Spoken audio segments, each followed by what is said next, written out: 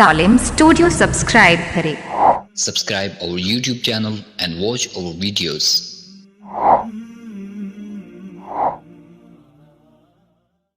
أعوذ بالله من الشيطان الرجيم بسم الله الرحمن الرحيم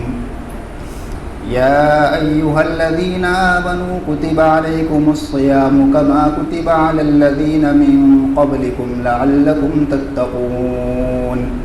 أياما معدودات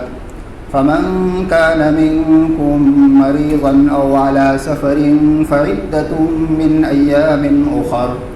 وعلى الذين يطيقونه فدية طعام مسكين فمن تطوع خيرا فهو خير له وأن تصوموا خير لكم إن كنتم تعلمون شهر رمضان الذي أنزل فيه القرآن هدى للناس وبينات من الهدى والفرقان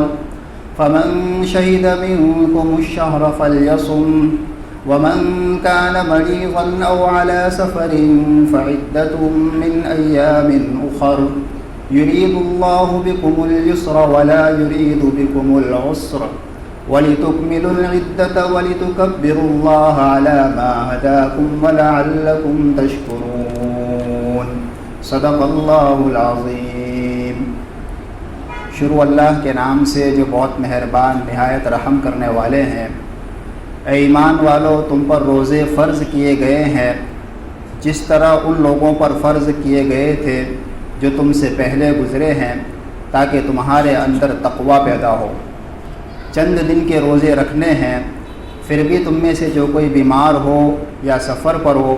تو اتنے ہی دنوں کی گنتی دوسرے دنوں میں پوری کر لے۔ اور جو لوگ روزے رکھنے کی طاقت اور جن لوگوں کے اندر اس کی طاقت ہو تو وہ ایک مسکین کو فدیے کے طور پر کھانا کھلا دے، اور جو بھلائی کرے اپنی خوشی سے تو وہ اس کے لیے بہتر ہے۔ اور تمہارا روزہ رکھنا تمہارے لیے بہتر ہے اگر تم سمجھتے ہو۔ رمضان کا مہینہ وہ ہے جس میں قرآن نازل کیا گیا، جو لوگوں کے لیے ہدایت کا سامان ہے، اور ایسی نشانیوں پر، ایسی واضح اور روشن نشانیوں کا حامل اور حق اور باطل کے درمیان فرق کر دینے والی نشانیوں کا حامل ہے۔ لہذا تم میں سے جو کوئی بھی رمضان کا مہینہ پاوے، تم میں سے جو کوئی بھی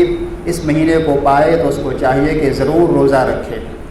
اور تم میں سے جو بیمار ہو یا سفر پر ہو تو اتنے ہی دنوں کی گنتی دوسرے دنوں میں مکمل کر دے۔ اللہ تمہارے لیے آسانی کا معاملہ کرنا چاہتا ہے، اور اللہ تمہارے ساتھ دشواری کا معاملہ کرنا نہیں چاہتا، اور تم گنتی کو مکمل کرو تاکہ تم گنتی کو مکمل کرو، اور اللہ نے جو ہدایت تمہیں عطا کی ہے اس پر تکبیر کہو، اور تاکہ تم اللہ کا شکریہ ادا کرو۔ سورہ بقرہ ہے یہ، اور اس میں اللہ تبارک و تعالیٰ نے روزے کے احکام کو بیان فرمایا ہے۔ ایمان اور اسلام کی مکمل بنیاد تو ویسے 5 چیزوں پر ہے۔ ایک ہے عقائد، دوسرے نمبر پر ہے عبادات، تیسرے نمبر پر ہے معاملات، چوتھے نمبر پر ہے معاشرت، اور 5ویں نمبر پر ہے اخلاقیات۔ دوسرے نمبر پر جو چیز ہے عبادات، اس کا ایک حصہ ہے روزہ، اور روزے کے سلسلے میں اللہ تبارک و تعالیٰ نے مسند احمد ابن حنبل کی ایک روایت ہے،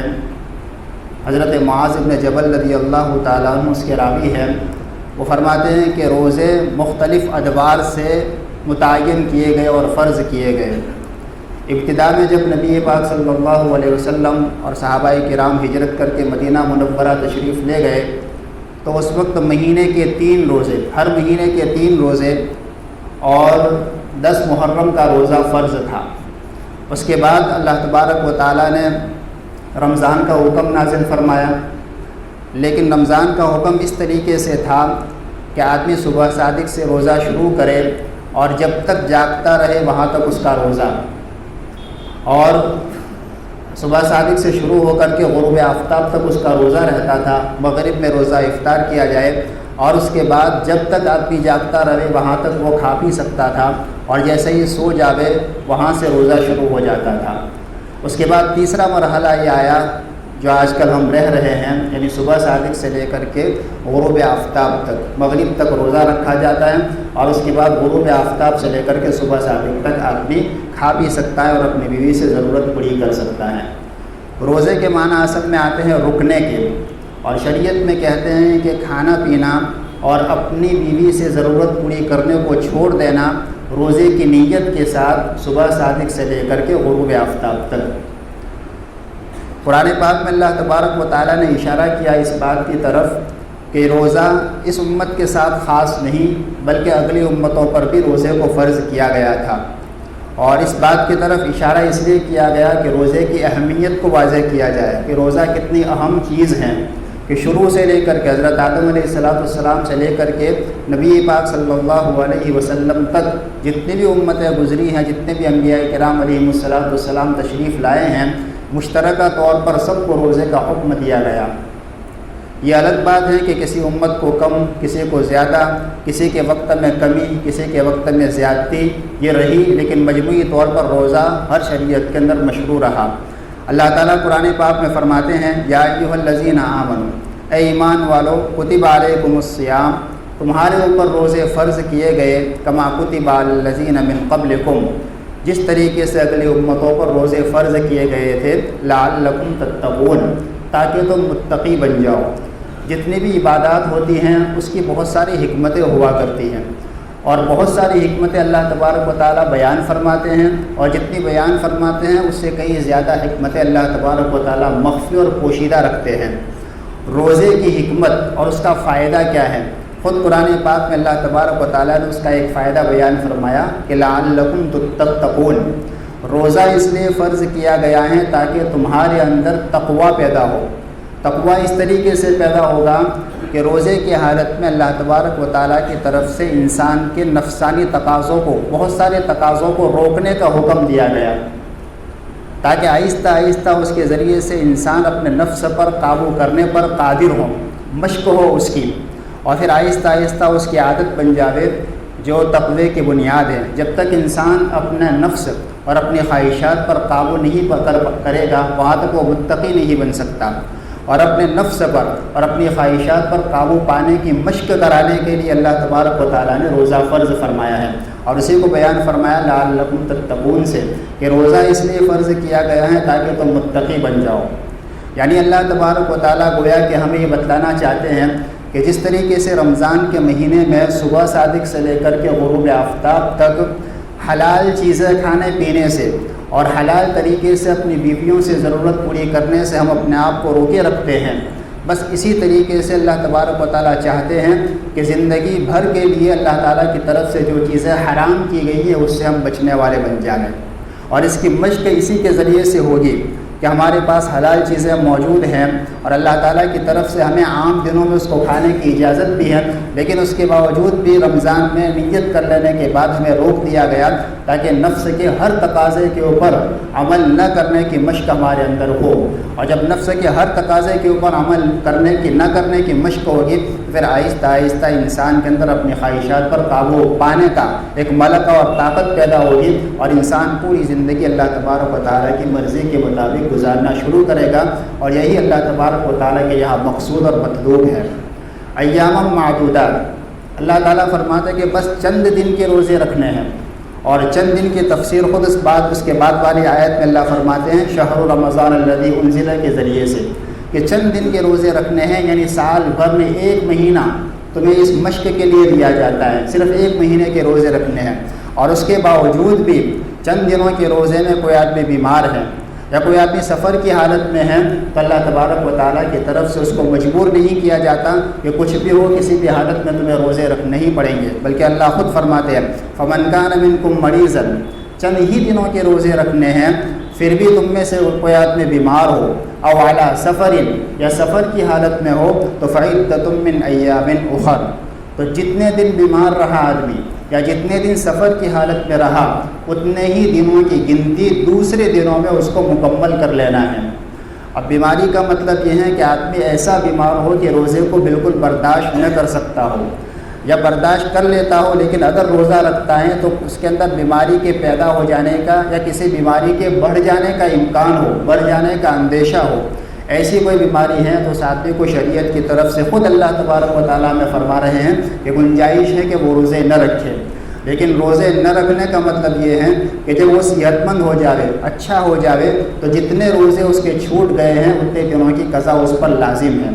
اسی طریقے سے کوئی آدمی سفر کی حالت میں ہو، اور سفر کا مطلب سفر سے مراد سفر شرعی ہے، اور سفر شرعی 77 کلومیٹر کے برابر، کوئی آدمی 77 کلومیٹر کے سفر کے ارادے سے اپنے گھر سے نکل جائے اور اپنی بستی کو چھوڑ دے اور ابھی تک اس نے روزے کی نیت نہیں کی ہے، تو اس کے لیے گنجائش ہے کہ وہ روزے کی نیت نہ کرے اور روزہ نہ رکھے۔ اللہ تعالیٰ کی طرف سے خود اللہ کا یہ فرمان ہے، اعلیٰ سفر، یعنی کوئی آدمی سفر کی حالت میں ہو تو وہ روزہ نہ رکھے۔ البتہ جب سفر سے واپس آ جائے گا اور رمضان ہی کے اندر وہ واپس آ گیا تب تو پہلے رمضان کے روزے اس کو رکھنے ہیں، اور اس کے بعد رمضان کے بعد جب اس کو موقع ملے گا تو جتنے دن سفر کی حالت میں اس کے روزے چھوٹے ہیں اتنے دنوں کی قضا کرنا اس کے لیے لازم ہے۔ آدمی سفر کر کے کہیں گیا 77 کلومیٹر سے دور اور ایک ہی جگہ پر اس نے 15 دن ٹھہرنے کی نیت کر لی تو پھر وہاں بھی اس کو روزہ رکھنا پڑے گا۔ 15 دن سے کم ٹھہرنے کی نیت ہے، 15 دن ٹھہرنے کی نیت نہیں کی ہے آدمی نے، تو جب تک آدمی سفر پہ رہتا ہے وہاں تک شریعت میں اللہ تبارک و تعالیٰ کی طرف سے اس پہ اس بات کی اجازت اور گنجائش دی گئی ہے قرآن پاک میں کہ وہ روزہ نہ رکھے، لیکن بالکل اس کو روزہ چھوڑ دینے کی اجازت نہیں، بلکہ آگے اللہ فرماتے ہیں فَعِدَّةٌ مِّنْ أَيَّامٍ أُخَرَ، جتنے روزے اس کے چھوٹے ہیں اتنی ہی گنتی دوسرے دنوں میں پوری کر لے۔ وَعَلَى الَّذِينَ يُطِيقُونَهُ فِدْيَةٌ طَعَامُ مِسْكِينٍ، اس آیت کی صاف صاف، آیت کے اس حصے کی صاف صاف تفسیر یہ ہے کہ ابتدائی اسلام میں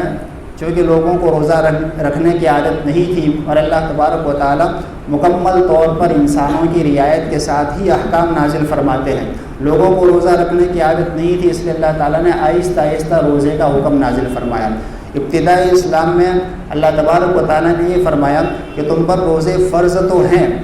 لیکن دو باتوں میں سے ایک بات کا اختیار ہے، یا تو تم روزہ رکھو اور اگر کوئی آدمی روزہ نہیں رکھنا چاہتا ہے تو فدیہ دے دے۔ فدیے کا مطلب یہ ہے کہ کوئی مسکین کا مطلب مستحق آدمی جس کے پاس کچھ نہ ہو اس کو 2 وقت کا، ایک دن کا پورا 2 وقت کا پیٹ بھر کے کھانا کھلا دے ایک روزے کے بدلے میں، اور اگر اس کو کچھ دے دینا چاہتا ہے تو ایک نصف سا، جو آج کل کے حساب سے 2.25 کلو گیہوں کے برابر بنتا ہے، تو 2.25 کلو گیہوں کے برابر ایک مسکین کو مالک بنا دے گا۔ ابتدائی اسلام میں اس کی گنجائش تھی۔ اس کے بعد پھر آگے والی آیت میں اللہ تبارک و تعالیٰ نے اس بات کو بیان فرما دیا کہ پہلے اگرچہ اس بات کی گنجائش تھی کہ آدمی کے اندر روزہ رکھنے کی طاقت ہو، اس کے باوجود بھی روزہ نہ رکھنا چاہے اور فدیہ دے دینا چاہے تو دے دے، لیکن بعد میں فَمَنْ شَهِدَ مِنْكُمُ الشَّهْرَ فَلْيَصُمْ کے ذریعے سے اللہ تبارک و تعالیٰ نے اس حکم کو ختم فرما دیا، اور اب اس بات کا حکم دے دیا کہ اب جو آدمی تندرست ہو اور اپنے وطن میں ہو، سفر کی حالت میں نہ ہو اور کوئی بیمار نہ ہو اور ایسی بیماری نہ ہو کہ جس کی وجہ سے وہ روزے کو برداشت نہ کر پاتا ہو، تو اس آدمی کے لیے ضروری ہے کہ وہ روزہ ہی رکھے، روزہ رکھنے کے علاوہ کسی اور چیز کی گنجائش اس کے لیے نہیں ہے۔ تو ابتدائی اسلام میں اس بات کی گنجائش تھی کہ جو آدمی روزہ رکھنے کی طاقت رکھتا ہو اس کے باوجود بھی روزہ نہ رکھ کر کے ایک روزے کی طرف سے ایک فدیہ ادا کر دے، ایک مسکین کو 2 وقت پیٹ بھر کر کے کھانا کھلا دے، تب بھی اس کی گنجائش ہے۔ فَمَن تَطَوَّعَ خَيْرًا فَهُوَ خَيْرٌ لَهُ، یعنی ایک مسکین کو کھانا کھلانا یہ تو ضروری ہے ایک روزے کی طرف سے، لیکن کوئی آدمی اور بھی زیادہ نیکی کرے اپنی خوشی سے تو اس کے لیے بہتر ہوگا۔ اب یہ جو حکم تھا ابتدائی اسلام میں تندرست آدمی کے لیے بھی تھا، بیمار کے لیے بھی تھا۔ اب بعد والی آیت کے ذریعے سے یہ حکم تندرست آدمی کے لیے تو ختم ہو گیا، لیکن کوئی آدمی بیمار ہے یا اتنا بوڑھا آدمی ہے کہ جو روزے کی طاقت نہیں رکھتا، اور ایسا بیمار ہے یا اتنا بڑا ہے کہ بعد میں چل کر کے بھی اس کی امید نہیں ہے ٹھیک ٹھاک اور صحیح سالم ہونے کی، تو اس کے لیے گنجائش ہے کہ اگر وہ روزہ نہیں رکھ پاتا ہے تو ایک روزے کی طرف سے 2.25 کلو گیہوں صدقہ نکالے، ایک روزے کی طرف سے یا اگر کھانا کھلانا چاہتا ہے پکا کر کے اپنے گھر بلا کر کے، تو 2 وقت ایک مسکین کو، ایک روزے کی طرف سے ایک مسکین کو 2 وقت کھانا کھلاوے، 2 وقت کا پیٹ بھر کر کے کھانا کھلاوے۔ اور اگر مثال کے طور پر 10 روزے اس کے چھوٹے ہوئے ہیں اور 10 روزوں کا فدیہ ادا کرنا چاہتا ہے، تو 10 مسکینوں کو کھانا کھلاوے بلا کر کے، دونوں وقت پیٹ بھر کے۔ اور اگر وہ فدیہ گیہوں کی شکل میں یا قیمت کی شکل میں دینا چاہتا ہے، تو اس کے لیے بہتر صورت یہ ہے کہ ایک دن میں، ایک ہی تاریخ میں ایک روزے کا فدیہ ایک ہی مسکین کو اور ایک ہی غریب کو پہنچائے۔ یہ الگ بات ہے کہ گنجائش اس بات میں بھی ہے کہ ایک ہی تاریخ میں چند روزوں کے فدیے ایک ہی غریب کو دے سکتا ہے، لیکن بہتر صورت یہ ہے کہ ایک فدیہ ایک دن میں ایک ہی غریب کو دے، اور اگر اسی کو دینا ہے تو پھر دوسرے دن اس کو دوسرا فدیہ پہنچا دے، تیسرے دن تیسرا پہنچا دے، چوتھے دن چوتھا پہنچا دے۔ بہرحال قرآن پاک میں اللہ تبارک و تعالیٰ نے جو حکم بیان فرمایا تھا وہ اگرچہ صحت مند لوگوں کے لیے ختم ہو گیا، لیکن اب بھی مجبوروں کے لیے، معذوروں کے لیے، برہوں کے لیے اور ایسے بیماروں کے لیے جن کے لیے صحیح ہونے کی کوئی علامت نہیں ہے، امید نہیں ہے، ان کے لیے گنجائش ہے کہ وہ روزہ نہ رکھے، اور روزہ نہ رکھ کر کے ایک روزے کی طرف سے ایک مسکین کو کھانا کھلا دے۔ اچھا، کوئی آدمی بیمار ہو گیا اور اس نے روزے نہیں رکھے اور اس کے بعد اس نے فدیہ دے دیا، اور فدیہ دینے کے بعد پھر وہ روزے کی قضا کرنے پر قادر ہو گیا، تو اب یہ جو فدیے میں اس نے کھانا کھلایا تھا وہ نفل ہو جائے گا اس کے لیے، اب یہ روزے کی طرف سے کافی نہیں ہوگا، بلکہ اگر وہ اچھا ہو گیا ہے تو پھر سے اس کو روزوں کی قضا کرنی پڑے گی۔ یہ شریعت کے احکام ہیں، اللہ تبارک و تعالیٰ نے، نبی پاک صلی اللہ علیہ وسلم نے یہ ساری باتیں بیان فرمائی ہیں۔ جو اللہ تبارک و تعالیٰ کا حکم ہوتا ہے 100% حکمتوں سے بھرا ہوا ہوتا ہے۔ جب تک مجبور تھا بندہ تو اللہ نے اس پر مشکل ہی نہیں ڈالی کہ اگر روزہ نہیں رکھ سکتا ہے تو ٹھیک ہے فدیہ ادا کر دے، اور اگر موت تک وہ روزہ رکھنے پر قادر نہیں ہوا تو فدیہ ہی اس کے روزے کی طرف سے کافی ہو گیا، لیکن موت سے پہلے اگر وہ تندرست ہو گیا تو اب جو فدیہ دیا تھا وہ اس کے لیے ذخیرہ آخرت بن جائے گا، ثواب کا ذریعہ بن جائے گا، لیکن روزے کی طرف سے اب کافی نہیں ہوگا، اب اس کو پھر سے الگ سے روزہ رکھنا پڑے گا۔ وَأَن تَصُومُوا خَيْرٌ لَكُمْ إِن كُنتُمْ تَعْلَمُونَ، اور اگر تمہارے اندر سمجھ ہو تو روزہ رکھنا تمہارے لیے بہتر ہے۔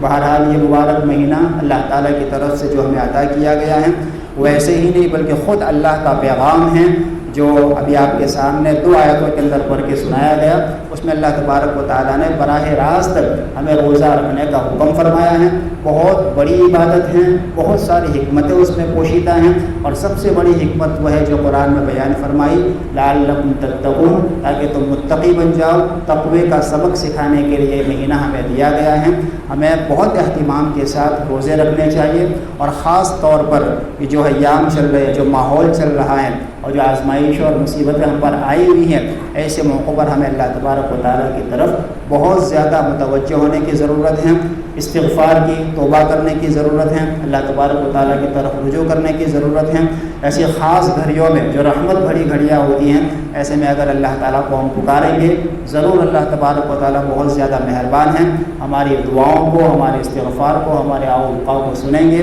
متوجہ ہونا چاہیے اور روزوں کا خاص طور پر اہتمام کرنا چاہیے، اور روزے کے جو شرائط ہے اس کو بھی بجا لانا چاہیے۔ روزے کو لغویات سے پاک اور صاف کرنا چاہیے۔ روزے کی حالت میں زیادہ سے زیادہ اللہ تبارک و تعالیٰ کی طرف متوجہ ہو کر قرآن پاک کی تلاوت، ذکر و اذکار کا ہمیں اہتمام کرنا چاہیے۔ اور رمضان کا مبارک مہینہ ہے، ویسے عام ہم رمضان کے مہینے میں ہماری بھی سخاوت کا معاملہ ہو جاتا ہے، بڑھ جاتا ہے، زیادہ ہو جاتا ہے۔ نبی پاک صلی اللہ علیہ وسلم کا حال بھی یہی تھا۔ خاص طور پر ہمیں نفلی صدقات اس نیت سے ادا کرنے چاہیے کہ اللہ تبارک و تعالیٰ خاص طور پر جو مصیبت آئی ہوئی ہے ہمارے اوپر اس کو دفع کرے۔ حدیث پاک میں نبی پاک علیہ السلام نے فرمایا کہ صدقہ ایک ایسی چیز ہے جو بلاؤں کو ٹالتی ہے، اور یقیناً ہم بلاؤں میں گھرے ہوئے ہیں۔ گزشتہ رمضان تو ہمارا ویسا ہی گیا، اس سال اللہ تبارک و تعالیٰ نے مہربانی فرمائی، ہمیں غافل ہو کر کے یہ رمضان نہیں گزارنا چاہیے، بلکہ بہت اہتمام کے ساتھ گزارنا چاہیے۔ خاص طور پر جو عصر کے بعد کا وقت ہمارا مسجد میں ہی گزرتا ہے، ہمارے بہت سارے ساتھیوں کا، تو بات چیت میں نہ گزرے بلکہ قرآن پاک کی تلاوت میں، تسبیحات میں گزرے، اور اللہ تبارک و تعالیٰ کی طرف لو لگانے میں گزرے۔ چونکہ حالات سازگار نہیں ہیں، اس لیے انشاءاللہ مختصر تفسیر ہوگی، 15 منٹ تفسیر ہوگی۔ اور ہر سال ہمارے ہاں گشت کا دن، منگل کا دن گشت کا ہے، گشت مغرب بعد ہوتا تھا، اس سال مغرب بعد گشت کی کوئی صورت نہیں ہے، عصر کے بعد گشت ہوگا، اس لیے منگل کے دن ہماری تفسیر موقوف ہوگی اور منگل کے دن انشاءاللہ گشت ہوگا۔ اللہ تعالیٰ ان کی توفیق عطا فرمائے۔ سبحان Like us on Facebook. Contact us on WhatsApp.